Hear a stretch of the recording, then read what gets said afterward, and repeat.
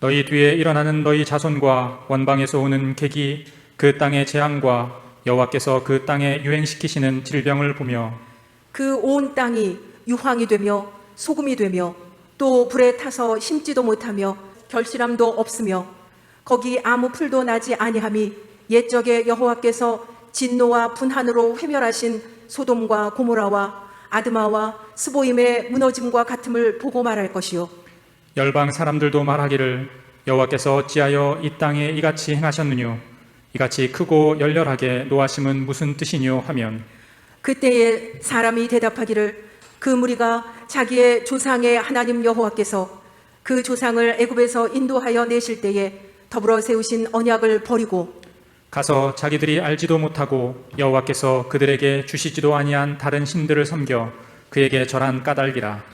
이러므로 여호와께서 이 땅을 향하여 진노하사 이 책에 기록된 모든 저주대로 재앙을 내리시고 여호와께서 또 진노와 분한과 크게 통한하심으로 그들을 이 땅에서 뽑아내사 다른 나라에 던져 보내심이 오늘날과 같다 하리라. 오묘한 일은 우리 하나님 여호와께 속하였거니와 나타난 일은 영구히 우리와 우리 자손에게 속하였나니 이는 우리로 이 율법의 모든 말씀을 행하게 하심이니라. 다들 잘 지내고 계시죠? 오늘은 은혜와 자유의지의 조화, 이런 말씀의 제목으로 하나님의 말씀 보도록 하겠습니다. 우리 지난 시간에는 우리 기독교회 안에 두 가지 은혜와 자유의지에 대한 견해가 있다는 말씀을 드렸습니다. 어떤 사람은 은혜를 매우 강조하고 어떤 사람은 자유의지를 강조해서 아쉽게도 우리 기독교 내에 큰, 어떻게 보면 반목이라고 하면 반목이 알게 모르게 세다고 하면 아주 세게 우리 기독교 내에 반목이 생기게 된 원인이 됐는데요. 오늘 이 말씀을 보시는 목적, 또 지난번부터 보신 목적이 바로 이 기독교 내에서 생긴 이와 같은 불필요한 반목을 어떻게 하면 해소할 것인가, 또 어떻게 성경을 보는 것이 하나님이 기뻐하시는 길인가, 그걸 생각하려고 지금 두 차례에 걸쳐서 보고 있습니다. 은혜를 강조하는 사람, 역사적으로 보면 아우구스티누스, 또 마르틴 루터, 장 칼뱅, 이런 분들은 하나님의 은혜를 얼마나 강조하는지, 은혜를 강조하는 것까지는 매우 좋지만 그 대신에 자유의지를 완전히 부인하는 그런 표현을 너무나 많이 해서 그분들은 모든 게 은혜고 자유의지는 완전히 전적으로 쓸모가 없고 죄를 짓는 데만 유용하다, 이렇게 가르쳤습니다. 이에 반해서 존 웨슬리 같은 또 하나님의 사람은 그 너무 심한 거 아니냐, 그래서 자유의지를 이제 회복시키기를 원해서 자유의지를 강조했는데, 이분도 어떻게 보면 또 반대 극단으로 가가지고 하나님의 예정 교리, 선택 교리를 신성 모독이 가득한 교리라 이렇게 말하기까지, 그렇게 예정 교리하고 선택 교리를 그렇게 또 심하게 또 반대하는 그런 것을 우리 지난번 시간에 자세하게 그분들의 글을 자체를 제가 다 읽어드리면서, 원문을 읽어드리면서 소개를 해드렸습니다. 지금 이 은혜와 자유의지라고 하는 주제가 하나님의 교회에 대해서 별 관심이 없다 하거나 또 성경에 대해서 별 관심 없는 사람에게야 뭐 하나도 중요하지 않은 주제겠지만, 하나님의 말씀을 존중히 여기고 또 하나님의 교회의 평화와 번영을 생각하는 사람에게는 이게 굉장히 중요합니다. 그래서 이건 또 개인적 신앙 고백의 문제일 수도 뭔가 결정을 내리고 살아야지 의형부용하게 그렇게 판단할 문제가 아닙니다. 그래서 오늘은 두 번째 시간으로 이걸 좀 더 자세하게 보려고 합니다. 오늘은 초기 기독교 교부들은 은혜와 자유의지에 대해서 어떻게 가르쳤느냐, 이것도 하나님의 은혜로 그분들의 저술한 기록들이 지금까지 아주 잘 남아 있습니다. 아주 많은 내용이. 옛날이잖아요. 거의 2000년 전이죠. 그때 뭐 종이가 제대로 있었겠습니까? 뭐 여러 가지 그 저술하기가 힘든 상황임에도 불구하고 엄청난 많은 양들이 지금까지 잘 보존돼서 내려오고 있습니다. 그걸 잘 알고, 자, 초기 기독교 교부들, 자, 355쪽 3번부터 보도록 하겠습니다. 3. 은혜와 자유의지의 협력이 필요. 초기 기독교 교부들은 구원에 있어서 하나님의 은혜와 더불어 인간의 자유의지의 역할이 필요하다는 것을 강조했다. 미국 개혁파 신학자인 벌커프는 가니스의 말을 다음과 같이 인용해 말했다. 아우구스티누스 이전의 모든 교부들이 구원을 얻는 데는 자유와 은혜의 상호 협력이 필요하다고 가르친 것은 확실한 사실이요. 누구에게나 다 예외 없이 알려진 사실이요. 이 문제를 정통하게 알고 있는 모두가 인정한 사실이다. 맥그레스는 말했다. 아우구스티누스 이전의 신학 전통은 실천적인 한 목소리로 인간 의지의 자유를 단언한다. 예, 이 장칼뱅이나 마르틴 루터는 인간의 자유의지를 완전히 전적으로 부인을 했습니다. 그러나 초기 기독교 교부들은 상당히 균형 있는 그런 가르침을 주었다는 걸 알 수가 있습니다. 여기 보면 볼코프가 인용한 그 내용을 보면 아우구스티누스 이전의 모든 교부들이 구원을 얻는 데는 자유와 은혜의 상호 협력이 필요하다고 가르친 것은 확실한 사실이요.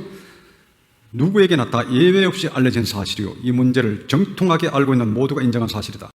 이것은 지금 원전이 그대로 있기 때문에 원전을 본 사람은 이렇게 인정하지 않을 수 없다는 그런 이야기죠. 자, 그러면 356쪽 순교자 유스티누스 이제 보도록 하겠습니다. 순교자 유스티누스는 인간의 자유의지를 부인하면 인간에게 책임을 물을 수 없다고 했다. 우리가 예언에 대해 말한다고 해서 모든 것이 운명적 필연성에 의해서 일어난다고 말하는 것으로 오해하지 말라. 그 이유를 설명해 보겠다. 우리가 예언자들로부터 배운 대로 판단하면 처벌과 징벌과 상급이 진실로 각 인간의 행위의 공로에 따라 주어진다고 생각한다. 만일 그렇지 않고 모든 것이 운명에 따라 일어난다면 우리 자신의 능력으로 할 수 있는 일이 아무것도 없을 것이다. 예를 들어 만일 이 사람은 선하게 살 운명이고 저 사람은 악하게 살 운명이라면 선한 사람에게는 아무런 공로가 없을 것이고 악한 사람도 비난받을 수 없을 것이다. 예, 순교자 유스티누스. 초기 기독교 교부들은 쉽게 말하면 당연한 말씀을 하셨습니다. 쉽고도 당연한 말씀을 하셨는데 그 위에 가르침이 꼬였다는 말씀을 지난번에 드렸습니다.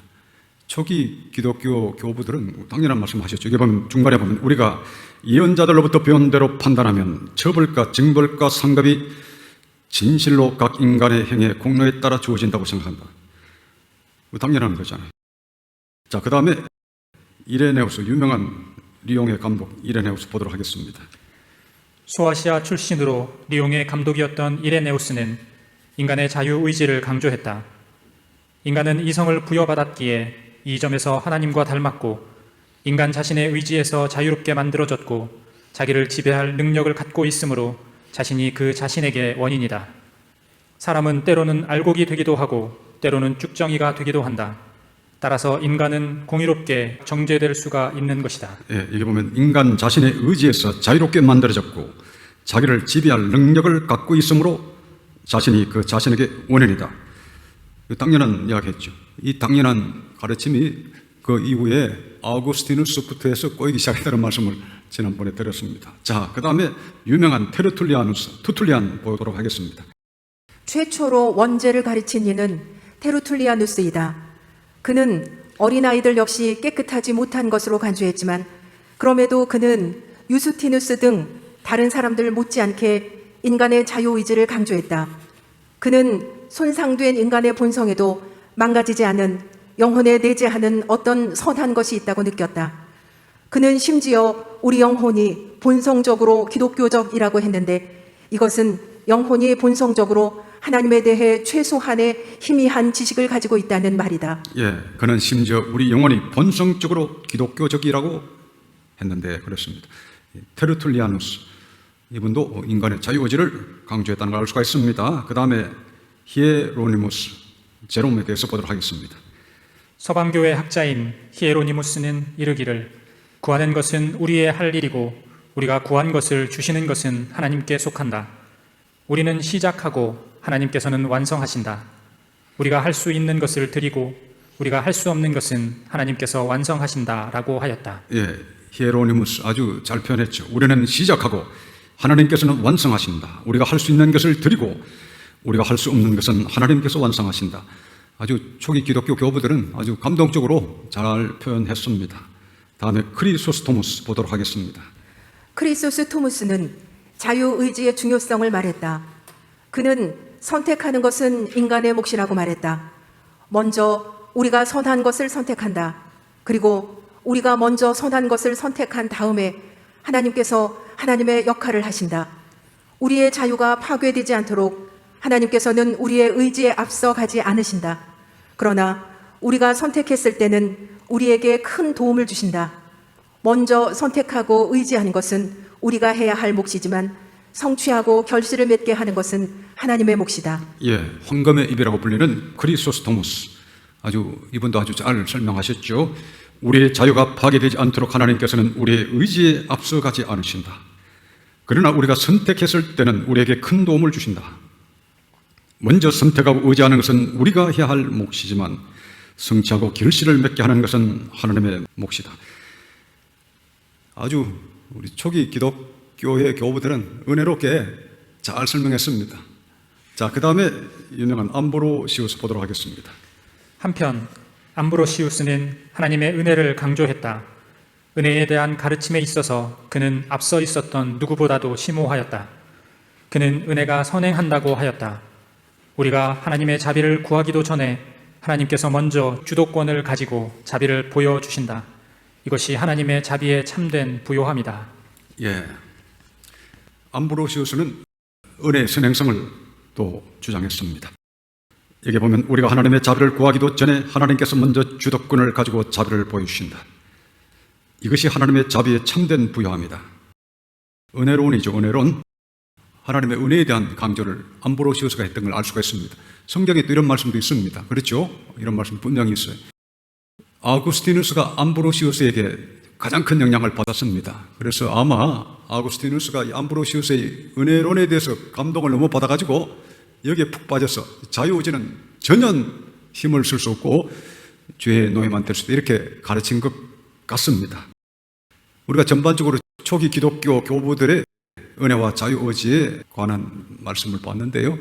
여러분 보셨다시피 초기 기독교 교부들은 은혜와 자유의지의 상호 협력이 중요하다는 것을 이렇게 강조했다는 것을 우리가 쉽게 알 수가 있습니다. 초기 기독교의 교부들은 하나님의 은혜도 필요하고 또 인간의 자유의지의 협력도 필요하다. 이걸 힘차게 강조를 했다는 것을 우리가 볼 수 있는데 칼뱅이 초기 기독교 교부들이 가르침을 어떻게 평가했는지 그것도 제가 이 거룩한 층에 잠깐 소개를 했습니다. 한번 볼까요? 443쪽 각주 681번 보겠습니다.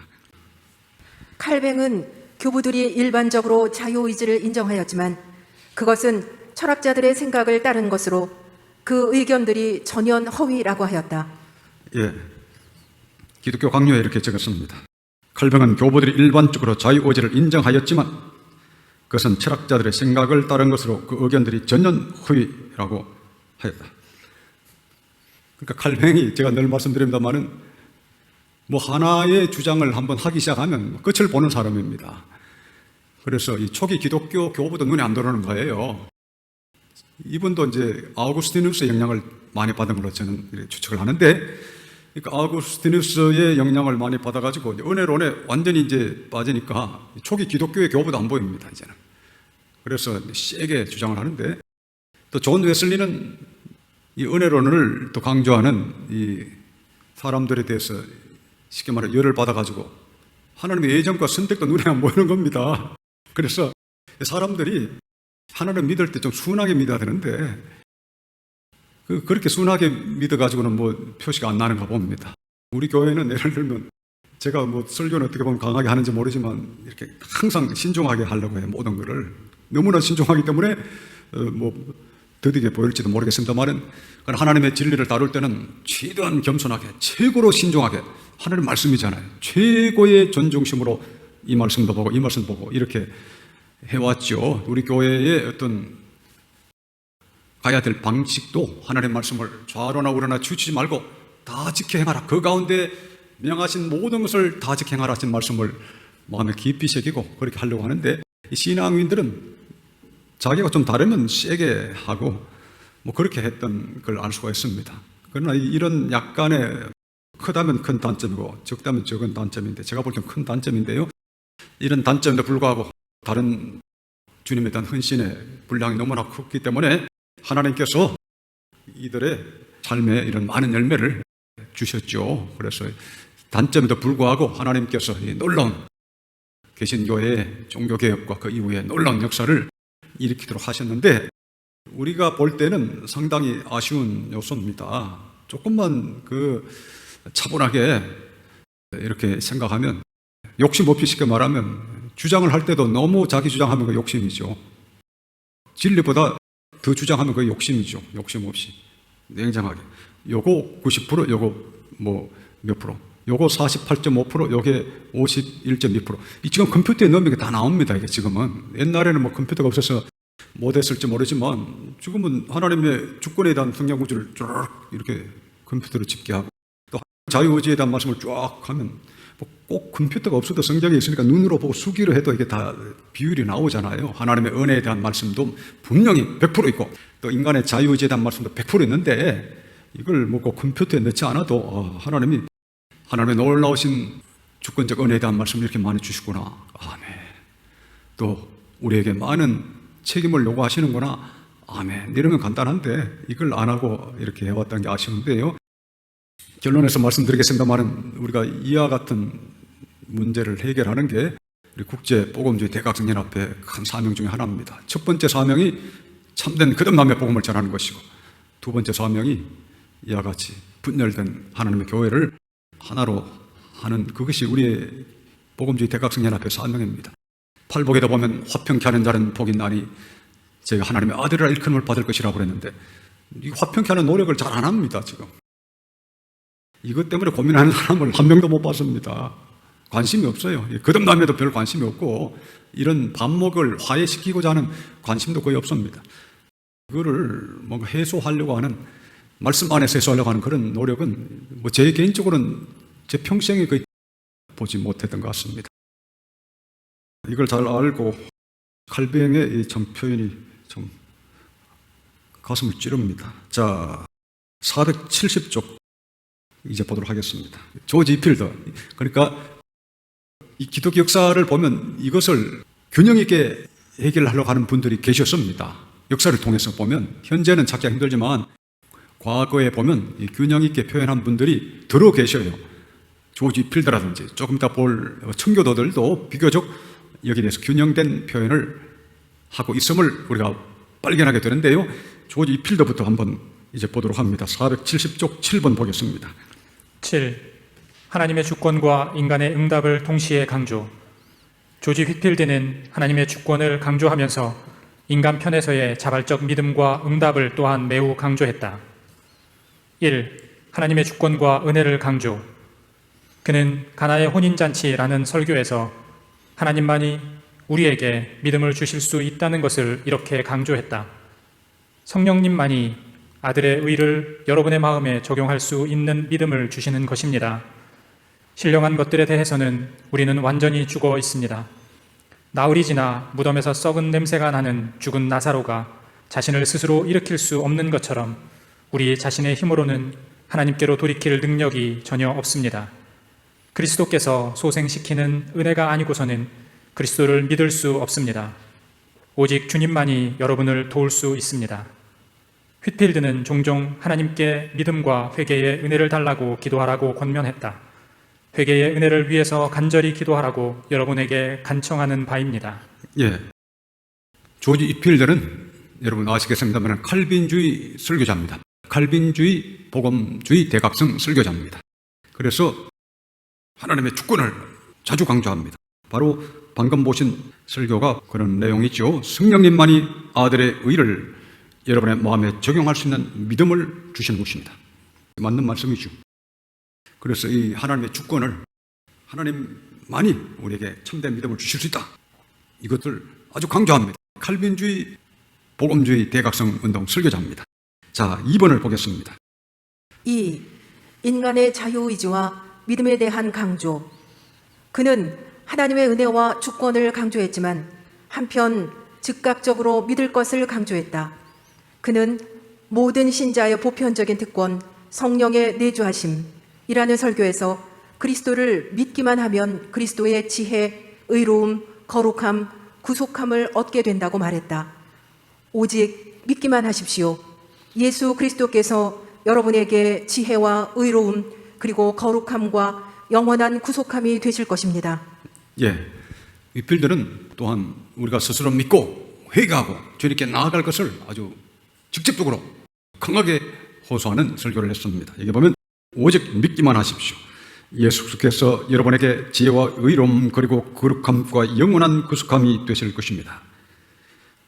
믿기만 하십시오. 그러니까 인간의 스스로의 선택과 스스로의 결단으로 믿을 것을 또한 매우 강조를 했습니다. 위필드가 제가 볼 때는 상당히 균형 있는 그런 설교자입니다. 그래서 2000년 기독교에서의 최고의 복음 전도자가 되도록 하나님께서 그렇게 하셨는지도 모르겠습니다. 자, 8번 이제 정리 보겠습니다. 8. 정리. 조지 휘필드는 사도 바울 이후 가장 위대한 복음 전도자였다. 그는 칼뱅주의자로서 하나님의 은혜와 주권이 없으면 우리의 구원이 있을 수 없다는 것을 항상 인식했다. 한편 그는 동시에 인간의 자발적 믿음과 회개가 있어야 구원을 얻는다는 것도 강조했다. 우리는 그에게서 하나님의 주권과 인간의 자유의지가 서로 조화롭게 어울리는 모습을 본다. 예, 조지 필드가 제가 볼 때는 상당히 성경적 가르침에 부합하게 잘 가르쳤습니다.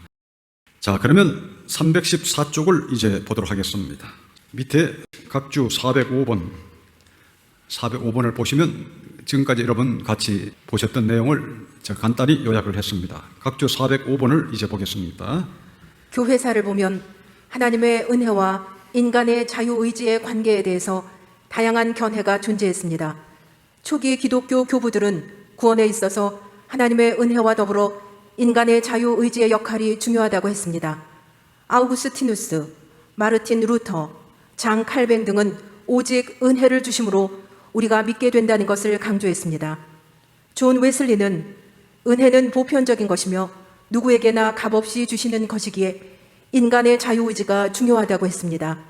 조지 휘필드는 칼뱅주의자로서 하나님의 주권을 강조했지만 그에 못지않게 인간의 응답의 중요성을 동시에 강조했습니다. 예, 제가 쉽게 정리를 했습니다. 그러면 남은 시간에는 이 청교도들도 칼뱅의 후예지만 은혜와 자유의지 문제에 있어서는 상당히 아주 균형 있게 가르치려고 노력을 했던 것을 알 수가 있습니다.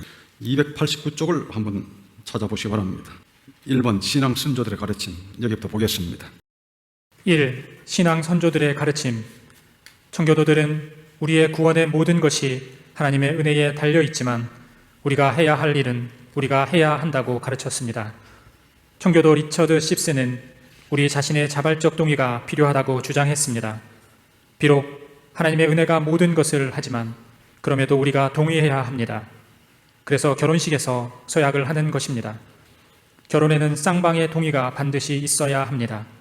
왕과 반역하여 떨어져 나간 백성들 사이에 화해가 이루어지려면 용서를 허락하는 일과 새로운 복종의 약속이 있어야 합니다.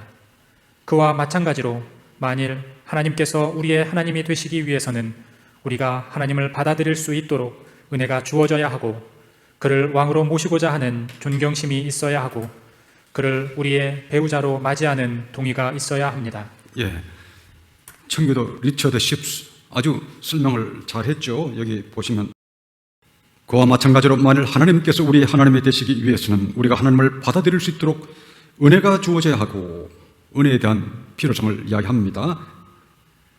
또 계속 이야기하기를 그를 왕으로 모시고자 하는 존경심이 있어야 하고 우리의 해야 될 일을 말하지요. 그를 우리의 배우자로 맞이하는 동의가 있어야 합니다. 그래서 상방의 동의, 결혼에는 상방의 동의가 반드시 있어야 한다. 청교도들은 비교적 균형 있게 잘 가르치고 있는 것을 우리가 보고 있습니다. 자, 그 다음에 토머스 후크 보도록 하겠습니다. 청교도 토머스 후커는 이렇게 썼습니다. 믿음은 주어져야만 합니다. 믿음은 하나님의 선물입니다. 그러므로 믿음을 주시는 분은 바로 하나님이심에 틀림없습니다. 그러나 하나님께서는 의지의 능력을 지닌 이성적인 인간인 우리들 없이 그 일을 행하지 않으실 것입니다. 그러므로 주님께서는 주님께서 하고자 하시는 것을 행하시고 저희로 하여금 저희가 마땅히 해야 할 일을 행하게 하소서라는 말은 훌륭한 격언입니다. 예, 청교도 토머스 후크도 아주 설명을 잘했습니다. 그러므로 믿음을 주시는 분은 바로 하나님이심에 틀림없습니다. 그러나 하나님께서는 의지의 능력을 지닌 이성적인 인간인 우리들 없이 그 일을 행하지 않으실 것입니다. 아주 균형 있게 우리도 우리 해야 할 일을 확실히 해야 된다. 많은 사람들이 실제로 칭의한 믿음을 가지기를 설교를 하면 잘못된 이 주권론자의 영향을 받은 사람들은 성령님이 오셔야 내가 믿음을 갖게 되는데 나는 그때까지 기다릴 수밖에 없습니다. 이런 사람이 의외로 많습니다. 하나님 은혜를 주셔야 내가 믿음을 갖게 되는데 누가 어떻게 믿음을 갖습니까? 이런 사람이 의외로 많아요. 청교도들은 그런 것을 일거에 배격을 했습니다. 내가 내 마음을 다해서 주님을 믿을 때 주님이 그때 참된 믿음을 주시는, 신적인 믿음을 주시는 겁니다. 참된 믿음을 가질 수 있도록 성령께서 역사해 주시죠. 성령의 조명을 주시는 거죠. 그러니까 우리가 믿음으로 오롯밤 받는다는 것이 이게 꼭 하나님 먼저 하셔야 되니까 나는 뭐 믿음이 올 때까지 나는 기다릴래, 이런 사람은 황당한 사람입니다. 자, 청교도들은 그런 의미에서 그걸 아주 잘 가르쳤습니다. 자, 그러면 청교도들에 대해서 잠깐 봤고, 우리가 자주 인용하는 조나단 에드워즈도 이에 대해서 상당히 균형된 설명을 한 것이 있습니다. 319쪽을 보시기 바랍니다. 319쪽. 그 유명한 조나단 에드워즈, 은혜와 자유의지에 대해서 어떻게 설명했는지, 자, 4번을 보도록 하겠습니다. 4. 은혜와 자유의지의 조화. 은혜와 자유의지의 관계를 조화롭게 설명한 대표적인 몇 가지 글을 소개하겠습니다. 조나단 에드워즈는 하나님의 전적인 주권을 매우 강조하는 칼뱅주의자였지만 그의 다음의 글은 은혜와 자유의지에 대한 성경적이고 균형적인 입장을 보이고 있습니다. 그는 구원에 있어서 인간은 수동적인 동시에 능동적이라고 설명했습니다. 예, 또 보겠습니다. 효과적인 은혜에 있어서 우리는 단지 수동적인 것은 아닙니다. 하나님께서 어떤 일을 하시고 우리가 그 나머지를 하는 것도 아닙니다. 하나님께서 모든 것을 하시고 우리도 모든 것을 합니다. 하나님께서 모든 것을 산출하시고 우리는 모든 것을 행합니다. 그가 산출하시는 것이 바로 우리 자신의 행동입니다. 하나님께서 유일하게 적합한 창시자요 원천이시고 우리는 유일하게 적합한 행위자입니다. 이 점에서 우리는 전적으로 수동적이며 동시에 전적으로 능동적입니다. 성경은 동일한 사건을 놓고 하나님과 우리를 동시에 언급합니다. 하나님에 대해서는 회심하게 하신다고 말하고 사람에 대해서는 회심한다고 말합니다. 하나님께서 새로운 마음을 만드신다고 하고 우리는 마음을 새롭게 하라고 명령을 받습니다. 하나님께서 마음에 할례를 주신다고 하고 우리는 마음의 할례를 받으라고 명령을 받습니다. 예, 조나단 에드워즈답죠. 아주 명석합니다. 명쾌하게 또 깊이 있게 잘 설명을 하셨습니다. 여기 보시면 하나님께서 모든 것을 하시고 우리도 모든 것을 합니다. 아주 담대하게 잘 설명했습니다. 하나님께서 모든 것을 산출하시고 우리는 모든 것을 행합니다. 얼마나 좀 잘 설명했습니까? 또 밑에 보시면 이 점에서 우리는 전적으로 수동적이며 동시에 전적으로 능동적입니다. 아주 좀 담대하게 잘 설명했습니다.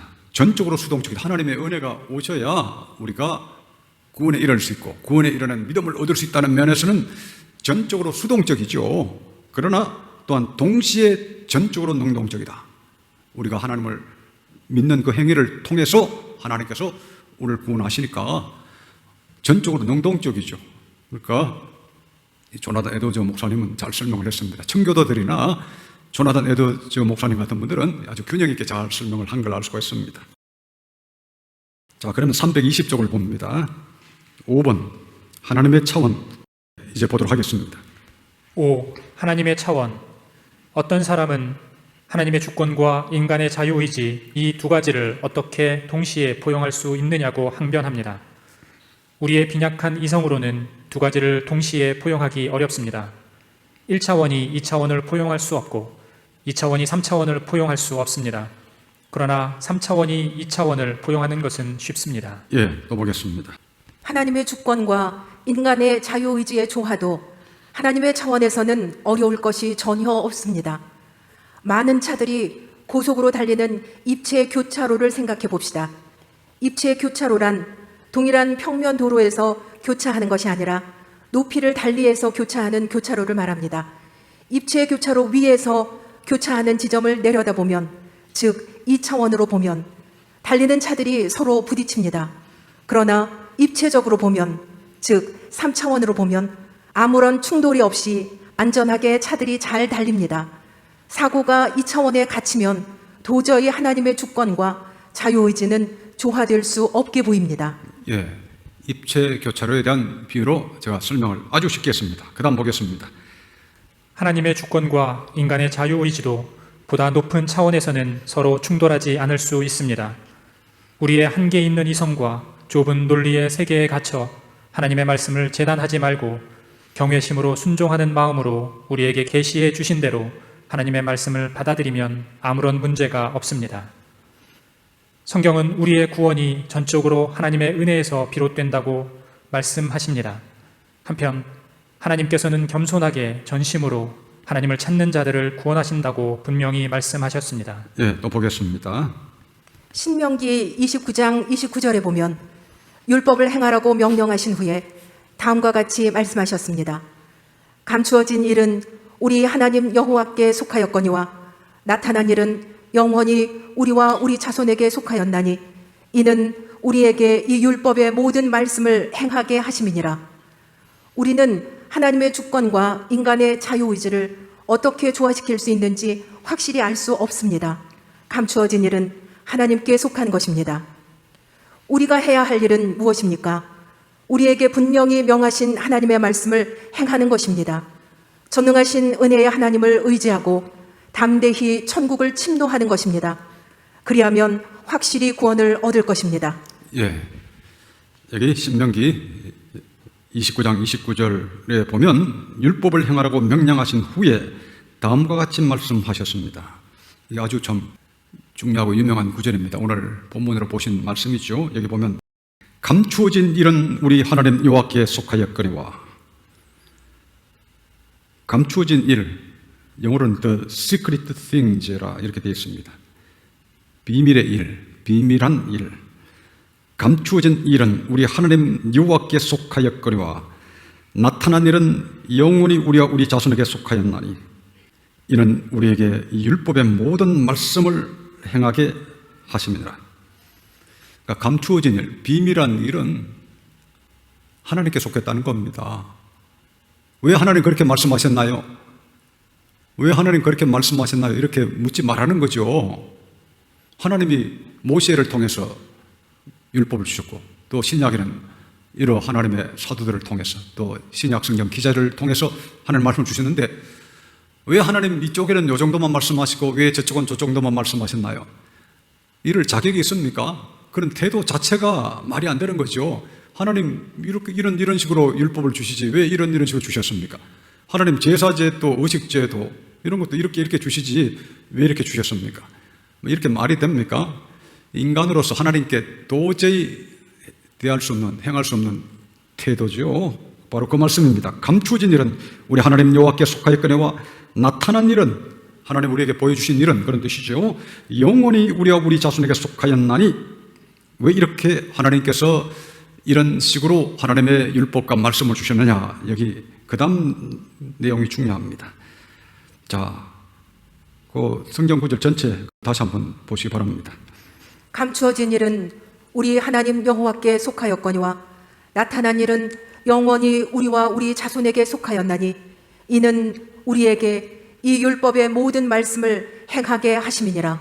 예, 이는 우리에게 이 율법의 고단 단어가 중요합니다. 모든 말씀을 행하게 하심이니라. 모든 말씀을 행하게 하심이니라. 이것저것 따지지 말라는 겁니다. 왜 이렇게 하셨나요? 저렇게 하셨나요? 너 마음에 드는 것만 따르려고 하지 마라 이런 뜻이죠. 모든 말씀, 율법의 모든 말씀을 행하게 하심이니라. 구약에 보면 모든 말씀을 지켜 행하라는 말씀이 굉장히 많습니다. 우리가 그것을 통해서 우리가 하나님을 경외하는 줄을 하나님께 보여드리는 거예요. 그렇게 하려고 하나님이 그렇게 또 하신 겁니다. 하나님이 일부러 이렇게 주신 거예요. 모든 말씀을 순종하는지 아니하는지, 좌로나 우로나 치우치는지 안 치우치는지. 또 하나님 믿는다는 하나님의 백성이라는 사람들도 보면 다 지키진 않아요. 50% 지키고 20% 지키고 이렇게 한단 말이에요. 자기 마음 맞는 것만 지키는 거죠. 칭의의 말씀 아예 무시하거나, 또 칭의는 겨우 조금 주장하는데 거듭남의 말씀은 또 무시하고, 또 거듭남은 조금 뭐 지키는 듯 하나 또 칭의의 말씀 무시하고, 아니면 둘 다 무시하고, 뭐 이런 식이죠. 은혜와 자유의지도 요걸 조금 붙잡을 듯 하면 저걸 또 무시하고, 요걸 붙잡으면 저걸 무시하고. 인간으로 하는 존재가 본래 그런가 봅니다. 청개구리 같은 그런 마음이 인간의 마음 같아요. 온전히 주님을 쫓았은 적, 이런 말씀이 많잖아요. 온전히 주님을 쫓아야, 주님을 쫓으려면 온전히 쫓아야 되는데 온 마음을 다하여 전심을 다하여 그랬잖아요. 예수님께 어떤 계명이 큽니까 하니까 내 마음과 뜻과 성품과 힘과 정성을 다하여 내 하나님을 사랑하라 하셨으니 이것이 크고 첫째 되는 계명이요, 이렇게 말씀하셨는데, 그 전심으로 하나님을 섬기라 하는 거죠. 이게 크고 첫째 되는 계명인데 전심으로 섬기질 않습니다. 전심으로. 은혜와 자유의지 그러면 뭐 여러분들이 얼마나 이 감동을 갖고 그걸 보셨는지 모르겠는데 보통은 관심도 없어요. 하나님 은혜에 대한 말씀도 별 관심이 없습니다. 자유의지에 대한 말씀도 별 관심도 없습니다. 하나님의 모든 말씀, 우리가 지금 거룩한 칭의를 보고 있고 은혜론을 보고 있는데, 우리가 이 구원론, 칭의론, 중생론뿐 아니라 세생활론, 영분별론, 영적 전투론, 하나님 나라에 확장하는 것, 또 사랑의 행용합, 하나님 말씀은 알고 보면 상당히 많아요. 다 지켜야 행해야 됩니다. 중요한 것은 여러분도 느끼겠습니다만 정말 하나님 말씀 하나하나를 온 힘을 다하여, 온 마음과 힘을 다해서 진리를 붙잡고 그 진리를 살고자 하고, 그 주님의 말씀을 조금의 손상도 없이 영광스럽게 하고, 하나님의 말씀이 이 땅에 힘을 얻도록 하기 위해서 노력하는 그런 영혼들을 찾기가 매우 힘듭니다.